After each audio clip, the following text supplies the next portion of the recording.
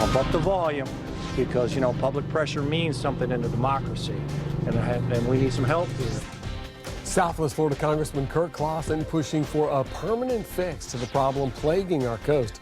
Clawson meeting with environmentalists and business leaders on how to deal with those Lake O water releases moving forward. For months now, the Army Corps of Engineers has been dumping billions of gallons into the Caloosahatchee River, and local leaders say it's seriously hurting our coast, both the ecosystem and the economy. 4 New Corners' Carl Fortier explaining what came out of today's meeting. Carl?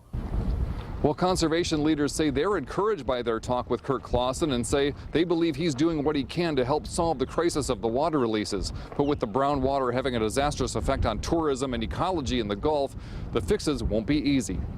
You know, we're getting a lot of complaints. There's people checking out of hotels, and it's really devastating our local sport fishing economy. As the Director of Natural Resources for the city of Sanibel, James Evans knows firsthand how damaging the discharges from Lake O have been to the waters in the Gulf at the peak of tourist season. A lot of the fishermen, you know, aren't able to make boat payments, aren't able to make mortgage payments because, you know, people just aren't signing up for trips. Look, we all need to be on the same page here because we got a crisis.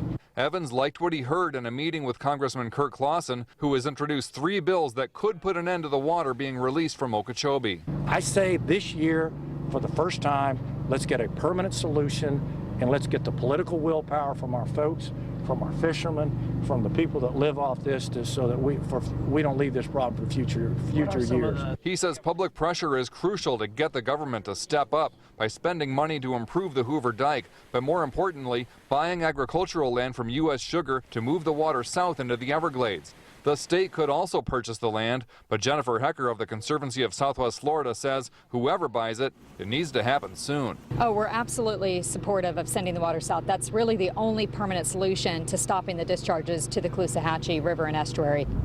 Now, Clawson says getting more money to strengthen the dike at Lake O to retain water is one piece of the puzzle to solving the water release crisis, but says it's a band-aid to the real solution of moving that water south.